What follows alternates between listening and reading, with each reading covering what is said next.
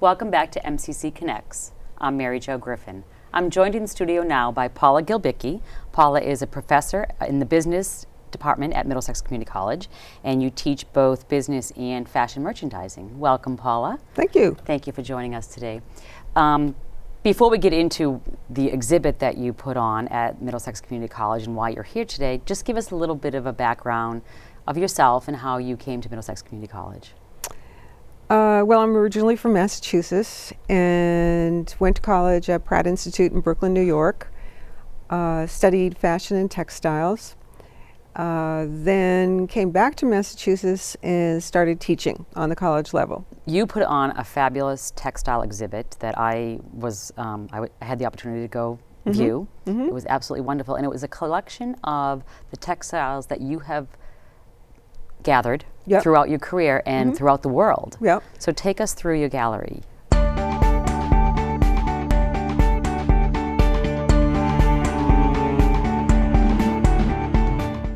One of the textiles is from a group of people that live off the coast of Panama, the San Blas Indians. The San Blas Indians make this type of textile by layering lots and lots of pieces of fabric and then cutting through the fabric to expose the different colors and the different designs. This is a little panel.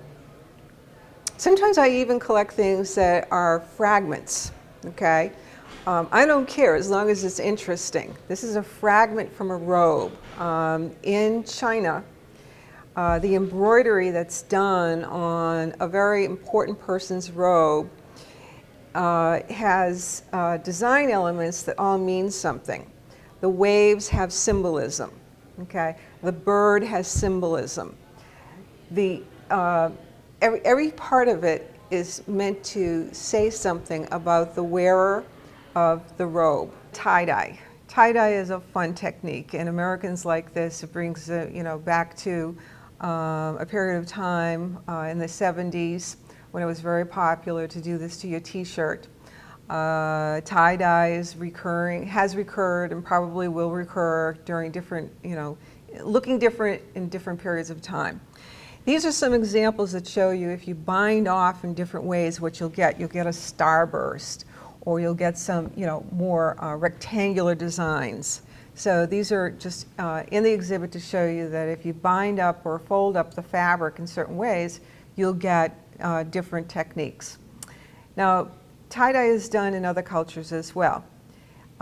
We tend to do something that's very bold like this. This is one that's, the bottom was tie-dye by dip dyeing, okay?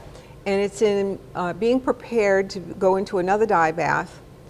And it's little pebbles, okay, little pebbles that have been bound.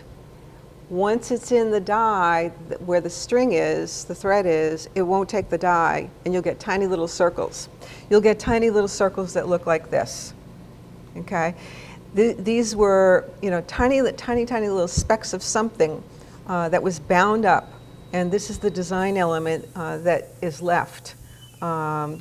So they create this design prior to binding it? They already know where to place the... Yes, how would they they get do. A straight line like that? They do. They have, sketched out a little design, penciled out a little design, and they know to, bind it up in certain areas. Tell us a little bit about how fabric or textiles can tell the story of where that textile is from, or the culture from which the textile comes from. Right. In the exhibit, there were several pieces that told stories. They were appliques and embroideries that told a little story about a village, or one of the pieces told the story of how fabric is made.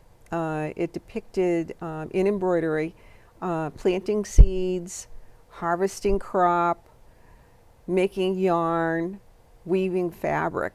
So it documented the whole process.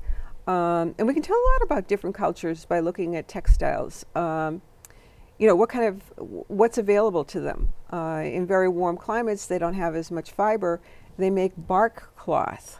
I found that fascinating that they have they have to look around their environment to figure out what is naturally grown or what is naturally Exactly. abundant in that environment Exactly. to then make into a product that they can wear. Right. Well, thank you so much, Paula Gulbicki, for joining us today. It was a pleasure to meet you, and your exhibit was absolutely fascinating. We're going to take a short break. Thank you for watching MCC Connects. We'll be back after these messages.